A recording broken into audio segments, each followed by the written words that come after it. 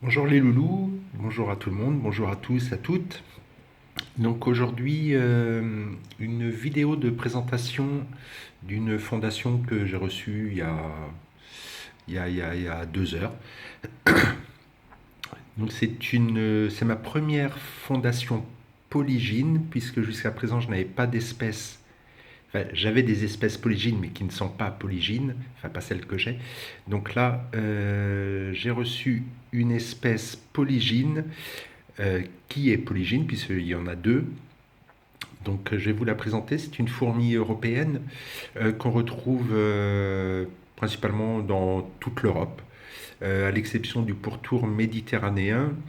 Donc c'est la Myrmica rubra, donc qui est la seule, je crois, la seule euh, variété que l'on trouve en France qui est munie d'un aiguillon.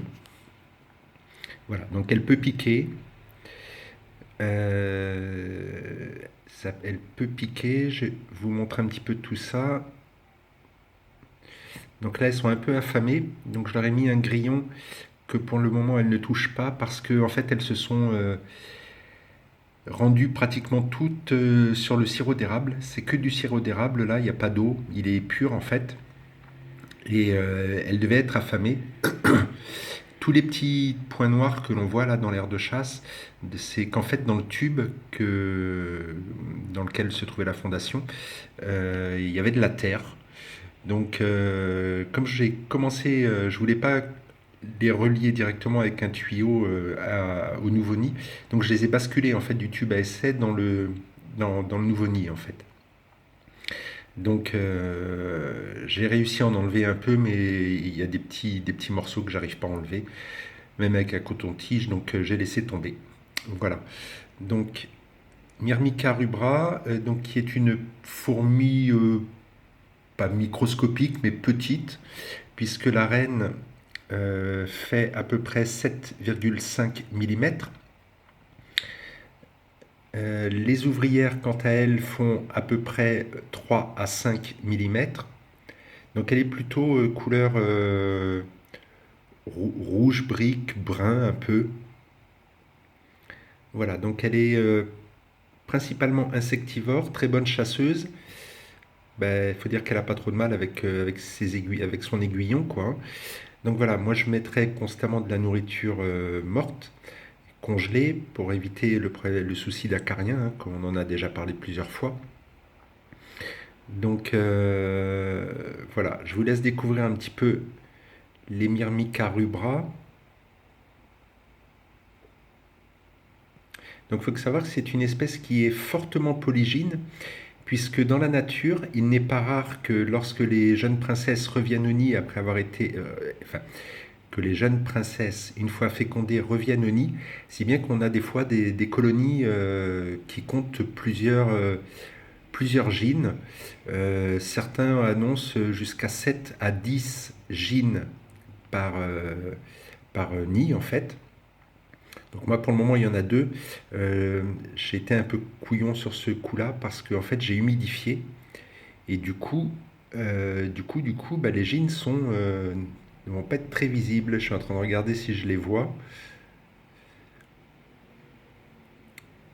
Non, elles vont être dessous. Merde. Couillon, couillon. Donc son élevage est relativement simple. Une température de 23, 20, oui, 23 degrés, c'est pas mal. On peut monter jusqu'à 26. Elle aime pas trop les fortes chaleurs, donc éviter de trop les chauffer.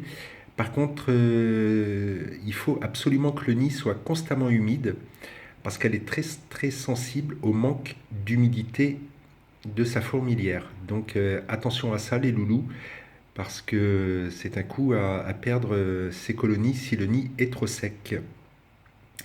Donc là, j'ai pas de ponte, enfin j'en ai pas vu en tout cas. J'ai peut-être dit des conneries. Voyons voir. Je suis pas certain. Non, ça doit pas être des œufs, ça, je crois pas. Non, non, non. Donc je n'ai pas de ponte.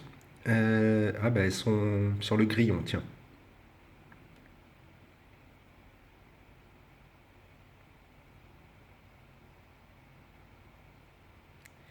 Donc il faut savoir qu'Innatura, c'est une des espèces qui ramène le plus d'insectes au nid quotidiennement.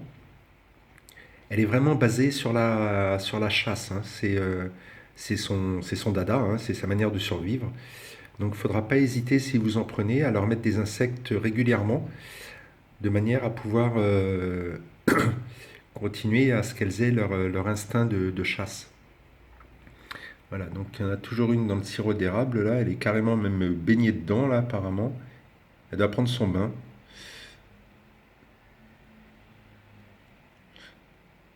Donc voilà, bon, je me suis pas fait piquer encore. Apparemment, l'aiguillon pourrait passer au niveau de la peau des mains, notamment parce que la peau est fine, mais visiblement, on sentirait la piqûre, mais ce serait pas douloureux comme une piqûre d'abeille, de guêpe ou de frelon, quoi. Donc si un jour ça m'arrive, je vous le dirai. Là, quelle sensation ça fait. Ouais, je suis un peu dégoûté pour les jeans là. Mince. J'aurais bien voulu vous les montrer.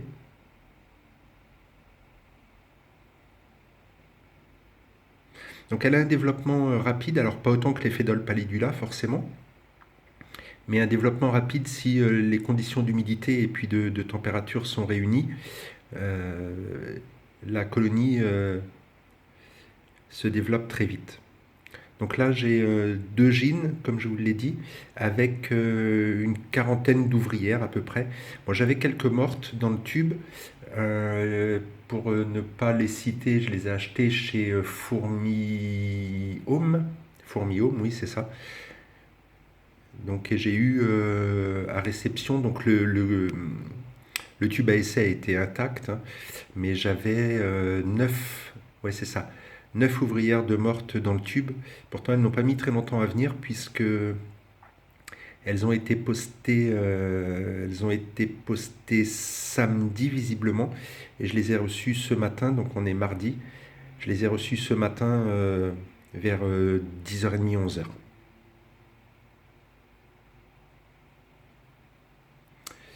Voilà, donc on va essayer de zoomer un petit peu plus, mais je suis pas sûr du résultat.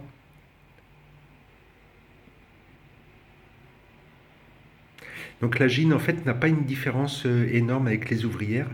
J'essaierai de vous les montrer lorsque je ferai des suivis. Mais là, c'est vrai que je me suis fait un peu couillonner à avoir humidifié avant d'avoir filmé. C'est bien que bah, forcément, elles sont dessous.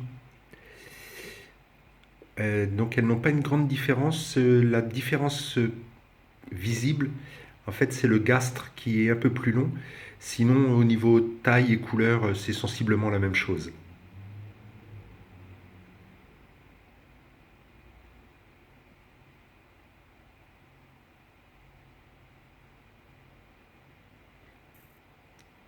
Voilà, donc une fourmi européenne munie d'un aiguillon.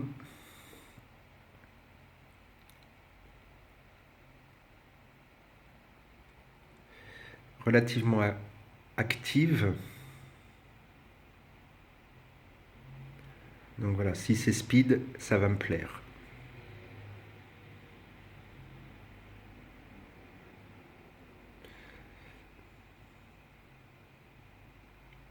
Voilà, donc là, je les ai mis dans un module de fondation.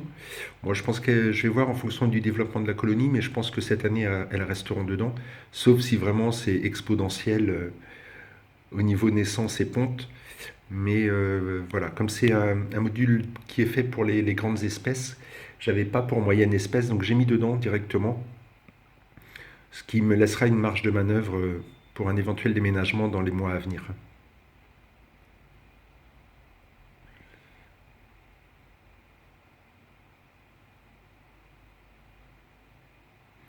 Voilà, bon, on va arrêter là, on va bientôt être à 10 minutes. Bah, écoutez les loulous, normalement dans la semaine je reçois une nouvelle espèce encore une fois. Donc je vous ferai une vidéo de présentation, c'est une espèce très connue, hein. Voilà, donc là c'était Myrmica rubra et je tenais à vous les montrer dès leur arrivée. Ça fait encore une espèce de plus. Va falloir que j'arrête, hein, j'ai plus de place, hein, sincèrement. Voilà, allez. On va se quitter sur ces images. Je vous embrasse, je vous souhaite une bonne journée. Et puis, je vous dis à très très bientôt sur ma chaîne et encore merci de me suivre comme vous le faites. Merci beaucoup à tous les loulous. Bonne journée à tout le monde. Salut.